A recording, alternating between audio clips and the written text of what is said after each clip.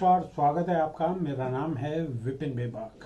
उत्तर प्रदेश में इस समय मुलायम सिंह यादव के निधन से खाली हुई मैनपुरी और विधायकों के सजा याफ्ता होने के चलते रामपुर और खतौली विधानसभा के उपचुनाव हो रहे हैं। इन चुनावों में बसपा ने खुद को लड़ाई से बाहर रखा है। ऐसे में सबकी नजरें इस पर टिकी हैं कि उपचुनाव में बीएसपी की गैर मौजूदगी में उसका वोट क्या करेगा। चुनाव में आमने सामने खड़े भाजपा और सपा भी इस सवाल को हल करने में जुटे हुए हैं। इससे एक्स्ट्रा वोट उनकी संभावनाओं को और बेहतर बना सके। नवंबर की शुरुआत में आए लखीमपुर की गोकर्णनाथ विधानसभा उपचुनाव के नतीजों के बाद बसपा प्रमुख मायावती की प्रतिक्रिया काफी दिलचस्प थी। उन्होंने कहा कि उपचुनाव भाजपा की जीत से ज्यादा सपा की 34,298 वोटों से करारी हार के लिए काफी चर्चाओं में है।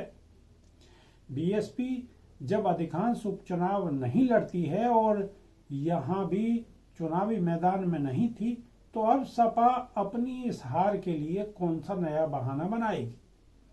मायावती ने इस तंज के साथ सपा को यह चुनौती भी दे डाली है कि क्या वह रामपुर और आजमगढ़ की अपनी पुरानी सीट फिर जीत पाएगी या वह भाजपा को हराने में सक्षम नहीं है। यह फिर साबित होगा।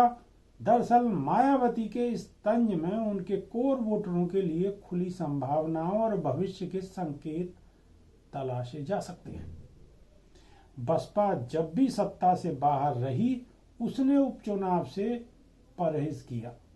2017 के पहले, तब तक जब उसका जमीन पुख्ता थी, तो उसकी गैर मौजूदगी में उसका वोटर स्थानीय समीकरणों और प्रत्याशियों से रिश्ते के आधार पर फैसले लेता था। लेकिन भाजपा के उभार के बीच बसपा के कोर वोटरों में हुई सेंधमारी ने काफी कुछ बदला है। कभी मायावती के इशारे पर किसी के साथ खड़े होने कोर वोटर अब चुनाव में बसपा की मौजूदगी के बाद भी खिसकते नजर आते हैं। 2019 का लोकसभा चुनाव इसकी सबसे बड़ी नजीर है।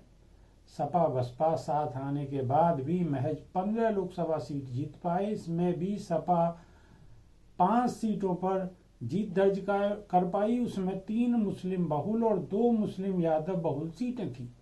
यहाँ तक कि मैनपुरी में जहाँ दलित प्रभावी संख्या में है, वहाँ बसपा प्रमुख मायावती के मुलायम सिंह के पक्ष में रैली करने के बाद भी 3 लाख से अधिक वोटों के जीत का अंतर घटकर 95,000 पर आ टिका। यह इशारा है कि बसपा के वोटरों ने भी अपने विकल्प अब खुले रखे हैं। 2022 के विधानसभा चुनाव के बाद हुए उपचुनावों के नतीजे बसपा के रहने और न रहने दोनों ही असर की तस्वीर दिखाते हैं।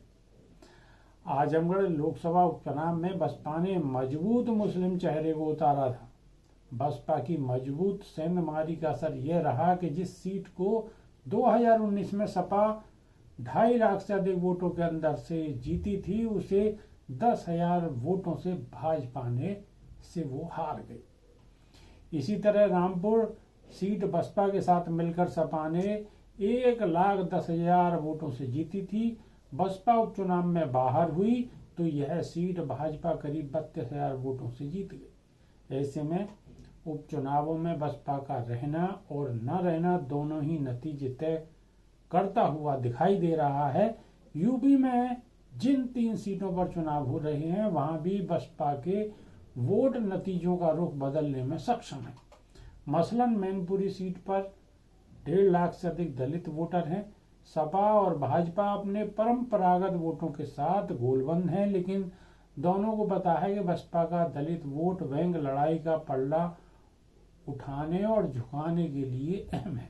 इसलिए भाजपा योजनाओं के फायदे और मायावती के चढ़ गुंडों की छाती पर नारे याद दिला रहे हैं और उन्हें जोड़ने में लगे हैं। वहीं पार्टी के दलित चेहरों को सक्रिय करने के साथ ही सपा मुखिया अखिलेश यादव खुद भी बसपा के कोर वोटरों के बीच पसीना बहा रहे हैं। रामपुर में करीब 20,000 और खतौली विधानसभा में करीब 50,000 दलित वोट हैं। खतौली में जहां भाजपा ने अति पिछड़ी बिरादरी की महिला को टिकट दिया है, वहीं रालोद ने गुज्जर बिरादरी के मदन भैया को उम्मीदवार बनाया है, जिनकी बाहुबली की छवि है। मायावती के परोक्ष संदेश के बीच उनके वोटरों को भाजपा या सपा गठबंधन में जो भी अपने पाले में खींच पाया, उसके लिए जीत के पाले में खड़ा होना आसान हो जाएगा। अभी के लिए सिर्फ इतना ही। नमस्कार।